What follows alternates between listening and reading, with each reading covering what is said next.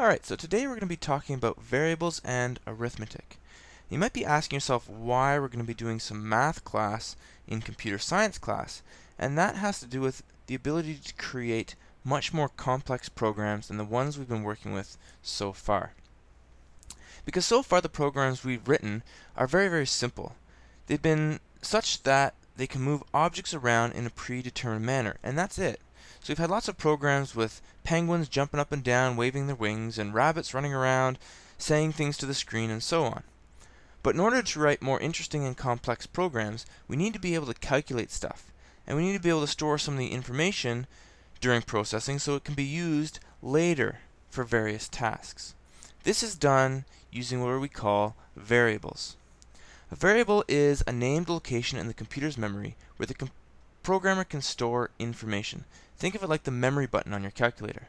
If you wanted to calculate an equation in math class, like y equals mx plus b, you might need to store the value for m, or the slope, in your calculator so you could use it later on within the rest of the equation. That's what a variable is. And in Alice we have 4 different types of variables. The first is called a local variable. These variables are part of a specific method, and they only exist while that method is running. An example of this would be if I needed to store a person's age or their name. Or maybe I had a program that was going to convert a temperature from degrees Celsius to Fahrenheit. In that case, I'd have a variable to store the temperatures in each of those different measurement systems. The second type of variable is called a parameter variable. And this is used to hold information given to a method when it's run. We've already been using parameter variables in the programs we've created. So for example, when we use the move method, we have to use 2 parameter variables. The first one is to store the direction we're going to move. So we would say move forward, backward, left, right. The second variable we would have to use is the amount, or the distance that we're going to be moving in that direction. The third type of variable we could use is called a class variable. Class variables contain information about a specific object. So these are the properties of the objects that we've been working with. So for example, the other day, when we made a tennis ball that was green, we put a sphere on the screen and we changed its property, stored in a class variable, of the color to green. The fourth type of variable is called a world variable, and these are a little bit more rare than the other 3. These world variables contain information that can be used through the entire world.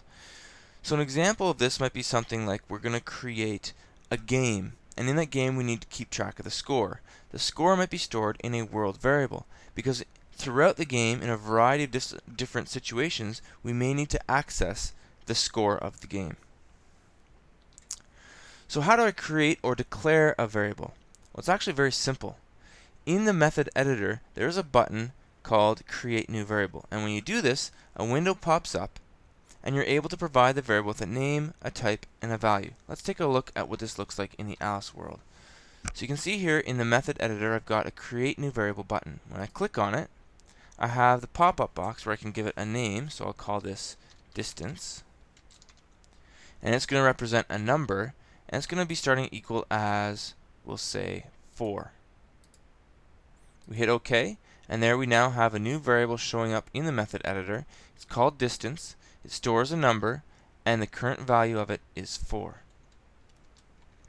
Let's look at those 3 different pieces in a little bit more detail. First of all, we have the name of the variable.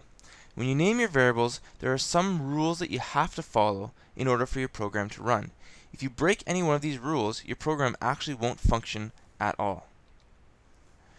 So first off, when you name a variable, it has to contain only letters, numbers, or the underscore character. You cannot use any other characters in the name of the variable.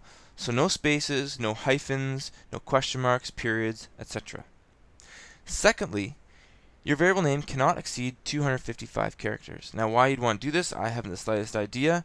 It'd be probably very strange to type in a variable name that is 200 characters long.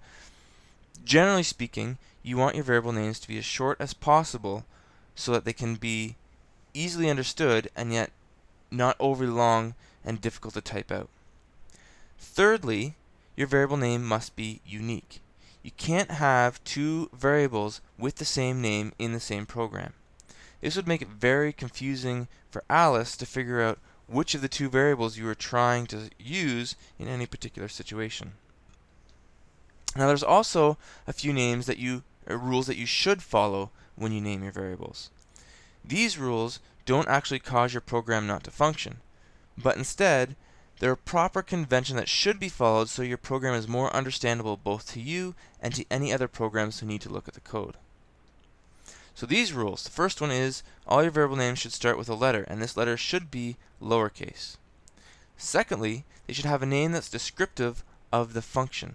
So when you name a variable, you want it to describe the information it's holding, like age, height, weight, as opposed to using something that's random like A, B, C, or D. As you create larger programs with more variables, it becomes difficult to know what your variables are used for if they're not named descriptively. And finally, when you name them, use the intercat method that we talked about in our conventions lesson a few days ago. The intercat method means that you're going to have, whenever you have multiple words, the first word starts with a lowercase letter, and any word that follows has the beginning letter being a capital letter. This makes it very easy to read the words when they're mashed up close together. Now, when we're talking about the type of the variable, this is going to tell us a lot of information. First off, it's going to tell the computer how much memory to set aside so it can properly store the information you're trying to save. Secondly, it's also going to tell the programmer what the largest and smallest values are that can fit in that particular variable. Different variable types have different ranges of maximum and minimum values. The most frequently used data types are number, which allows us to store a whole number or a decimal number, a Boolean variable, which stores true or false values, an object variable, which actually stores an entire object for reference. So for example, I could put a penguin or a ball in this variable, a string variable, which is used to store words or letters, and the last one is a color variable, obviously used to store a color. Now, when we provide the initial value to our variable, this is the value that the program, when the program is running, the variable will have. So when I start my program, that variable will start with that initial value, and it remains with that value until I try and change it using the setValue command. Okay? To use the setValue command, I have to drag the variable into my methods editor and use the setValue. So let's see what that looks like. I take my distance variable, I drag it into my method editor, and now I can change its value to 2. So when the program starts running, the distance is 4, and then the distance is changed from 4 to 2 in this line of code here. I can use variables in my program by selecting them as arguments for an object's method. So again, I'm going to take my bird over here. I'm going to move him forwards. Instead of selecting a specific amount, I can go down to expressions and say I want it to move forward the distance that I've used as a variable. So now whatever distance I have stored is going to be the distance I move forward for my bird. In this case, my distance is currently set at 2, so my bird would move forward 2 meters. Now sometimes, instead of just having a set value, I want to calculate a value. This is easily done using math operators. And we've got the basic math operators here of addition, subtraction, multiplication, and division. Notice, however, that the symbols for multiplication and division are different. Multiplication uses a star instead of an X, and division uses a / instead of the typical division symbol. If we want to create a formula in Alice, we have to do this one operation at a time. So I have to start by selecting my initial value, and only then can I start to add math operations. So in this case, I'm going to multiply by 3. And I can continue to add more operations as I desire by using this little downward arrow depending on where I want to add it. So again, we'll take a look at what this looks like. I'm going to make my distance change its value now. So I set it to 1.